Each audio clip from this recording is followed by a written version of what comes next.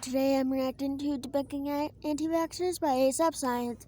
And of course, anti-vaxxing is stupid. The number of people against vaccinating themselves and their children has surged in recent years, and it can be frustrating listening to their claims. So, vaccines don't cause autism, idiot. That guy with the autism sign's stupid. Vaccines don't cause autism, stupid. We wanted to debunk and deconstruct the most common arguments one by one to help you prepare and present the facts in your next encounter with an anti-vaxxer. Why I do not vaccinate my kids. Blog entry 189. I am not very smart. Vaccines contain MSG, antifreeze, phenol, formaldehyde, aluminum, lead, and mercury. It's true, vaccines contain chemicals. Vaccines have contained mercury. Yeah. To help the vaccine. They contain chemicals to help you, like helping the vaccine take care of your body, like not the kill way, but the mothers taking care of children way. Aluminum and formaldehyde, ingredients that can be toxic. What else can be toxic? Yeah, but small doses. Water, given a large enough dose, and same goes for apples, coffee, or too much of anything, to be honest. Too much of anything the dose can be makes toxic. the poison, and the doses of the chemicals in vaccines are negligible. For example, vaccines that include aluminum, which is included to make the vaccine more effective, contain about 0.125 milligrams per dose. But the average person actually takes in an estimated 30 to 50 milligrams every day through food and drink. That's way more than one vaccination on a daily basis. And while some people warn about the presence of mercury-containing compounds like thimerosal, a vaccine preservative to prevent bacterial growth, it's actually been removed from almost all childhood vaccines since 2001. This was done to ease public concern. That you get vaccines to help your body. Even though no literature suggests it's harmful at doses present in vaccines. As a granola parent, my kids get everything natural. Quinoa crackers over Ritz any day. Because can't we just all agree that the natural route is better? So just like... You really need to trust science. Give science your trust, lady. Just give them a tiny amount. Just give them some amount of your trust and at least vaccinate your kids.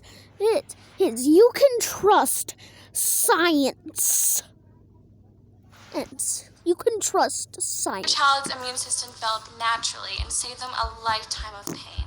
Vaccines introduce a weakened form of the germ to your body so that the immune system can learn to recognize it. Your body then builds its defenses, so it's prepared to fight off a real attack later. And it's true, naturally, newborn babies are immune to several diseases because of the antibodies. And we only have vaccines. We only make vaccines for the most dangerous virus, for the dangerous diseases. Is the ones that babies could die from. That the baby is not immune to. You get vaccines as a baby for the diseases that you don't have immunity to that could cause your death. They receive from their mother's breast milk and the thousands of germs we're exposed to from the moment we're born, but vaccines cover the diseases you don't have immunity against. It's why we don't vaccinate for every single disease possible, just those which are most dangerous. And children are given shots at a young age because this is when they're at the highest risk of getting sick or dying. But what about allergies? My second cousin Lisa got her kids vaccinated and now they have a peanut allergy.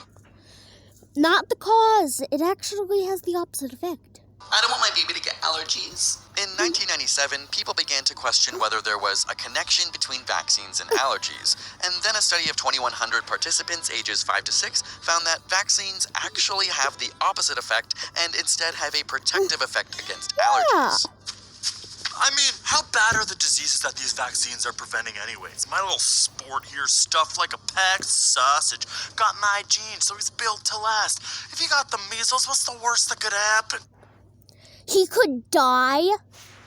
Yeah, your little baby could die from measles. That's what happened to one of Hitler's brothers. That's what happened to one of the little brothers of Adolf Hitler. Yeah, one of Adolf Hitler's little brothers, who was like very young at the time, died of measles. Your kid could die from measles like one of the little brothers of Hitler. That's why you need to vaccinate your children. Vaccines have done such a good job preventing so many diseases that many generations have never seen them. But here's what these diseases looked like without vaccines. In 1967, smallpox was responsible for millions of deaths. By 1980, it was completely eradicated due to an intensive vaccine campaign. Before polio vaccine was available, 13,000 to 20,000 cases of paralytic polio were reported each year in the United States. This meant thousands of children had to use braces, crutches, wheelchairs, and ventilators to breathe. From 1964 to 65, before the rubella vaccine, there were 2,100 neonatal deaths and 11,000 miscarriages, thereby leading to increased 11 and 20,000 born with rubella, more than half ended up deaf, over 3,000 blind, and 1,800 with mental delays. As for measles, before immunization was available, nearly everyone in the US got measles because it's extremely contagious. The World Health Organization estimates that regular vaccination has prevented 20.4 million deaths from measles worldwide from 2000 to 2000. Yeah, 20.4 million deaths were prevented between that time frame, which is why you should get your kids the measles vaccine, because they could die. Because they could possibly die like one of Hitler's little brothers. Yes, Adolf Hitler himself had a little brother that died of measles. I know that from a history video. Oversimplified. 16. Okay, but you still haven't covered autism. Vaccines don't cause autism. Genes. It's genes. It's your parents' genes that can cause autism. Vaccines don't cause autism. Much of the anti-vaccination movement is linked to one paper published in the late 1990s which claimed vaccines caused autism. It suggested a link between the measles, mumps, rubella vaccine causing malabsorption of nutrients in the gut, thereby leading to increased cases of autism in children. The study was later proven to be fraudulent and debunked by 25 international research papers involving large population studies. Furthermore, 10 of the 13 authors of this original paper have now refuted and retracted their original statements on this suggested link. And while it's understandable that parents want to protect their kids, the claim is not founded in any evidence. There needs to be a balance with the government. Parents should have a measure of choice about whether or not they should vaccinate their kids. No one knows their kid better than you do. But still, if there, right now people are dying from the corona virus that's going around. People are still dying from it. So you really should get your kids vaccinated. You really need to. Any child that's currently being born needs to get vaccinated for the corona virus. So, vaccinating your kid only affects you and your baby. This is simply not the case. Vaccines protect you, and perhaps more importantly, it helps other people. If you're not sick, you can't spread the disease to those with weaker immune systems, particularly the very young or elderly, and those who may have medical conditions in which they can't be vaccinated. For example, those undergoing chemotherapy. The more people that are vaccinated, the less available real estate for the germs, meaning its spreading ability. Yeah, basically, the virus cannot just go and say, and just go into your body and say, it's free real estate. Yeah, it can't just go into your body if you're vaccinated and just say, hey, it's free real estate. It can't do that if you're vaccinated.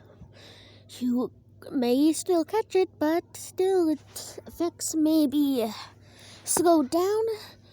I think you may be able to still catch it. Is I don't know. squashed. This principle is called herd immunity. For the vulnerable in our society, herd immunity is their best protection. Okay. The NSA, the CIA, the FBI, big corporations, big pharma, the amount of drugs they've taken off the market, trusting those suits is practically a death sentence. Pharmaceutical companies do make money from selling vaccines. One estimate puts the vaccine market now at $24 billion. They do make money, but they help you and me. They help you and me and the vulnerables of our society.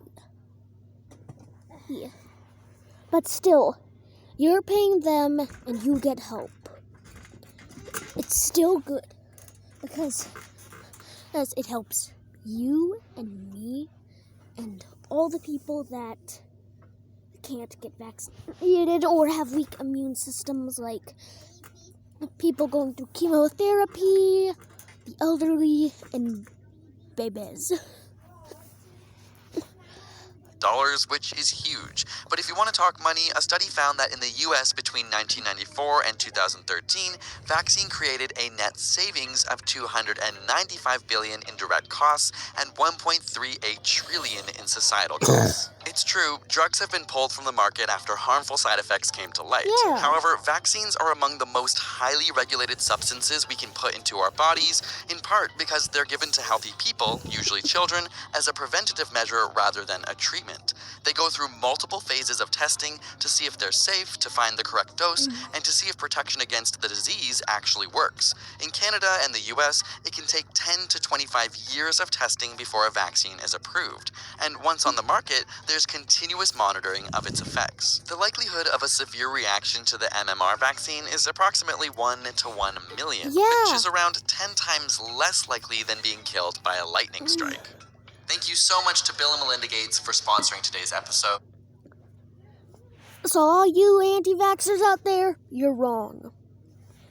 Alright, subscribe and like and turn on notifications for the next video. Oh, bye.